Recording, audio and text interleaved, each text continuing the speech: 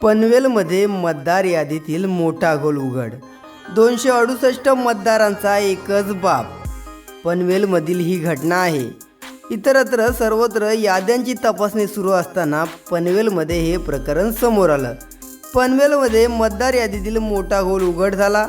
त्यानंतर पनवेलमध्ये 268 मतदारांचा एकच बाप असल्याचं गोल उघडकीस आल्यानंतर मनसेने आयोगावर एकच संताप व्यक्त केला आहे.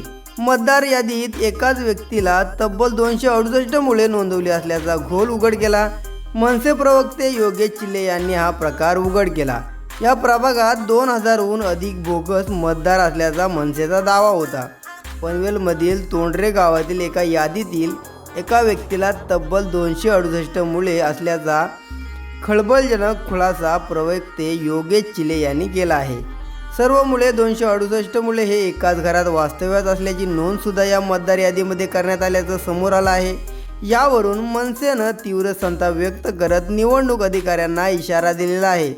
ज्या BLOने या मतदार यादीवर काम केलं त्यांच्यावर कारवाई करण्यात येणार का, असा सवालही मनसे प्रवक्ते योगेश चिले यांनी अधिकाऱ्यांना विचारला आहे. बोगस मतदार जर का मतदान केंद्रावर आले तर त्यांना तसे मनसे स्टाईलने चोप देणार असा इशाराही त्यांनी त्यावेळी दिलेला आहे. निवडणूक आयोगाच्या या भोंगळ कारभारावर अनेक प्रश्न उपस्थित करण्यात येत आहेत. 268 मतदारांचा एकच बाप असल्याने मतदार यादीतील गोल समोर आला आहे. ही यादी पनवेल महानगरपालिकेच्या हद्दीत प्रभाग क्रमांक 2 मधील असल्याचं सांगण्यात येत आहे. हे मतदार उत्तर प्रदेश आणि मध्य प्रदेशमध्ये असल्याचं सांगण्यात येत आहे.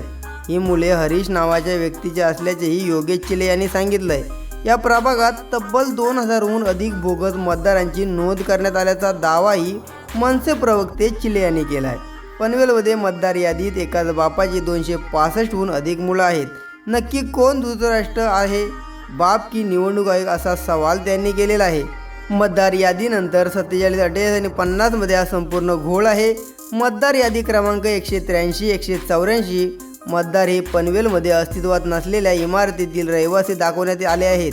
ज्या घरात 268 लोकांची नोंद झाली त्या घरात आणखी 40 ते 50 इतर लोकांची नावं देखील नोंदवल्याची धक्कादायक माहिती समोर आली आहे. तर निवडणूक आयोगाच्या या भोंगळ कारभाराचा चांगलाच भांडाफोड मनसेच्या कार्यकर्त्यांनी केलेला आहे. या निवडणूक अधिकाऱ्यांनी जी केलेली कामगिरी आहे त्याच्यावरती तुमची प्रतिक्रिया नक्की कमेंट करा.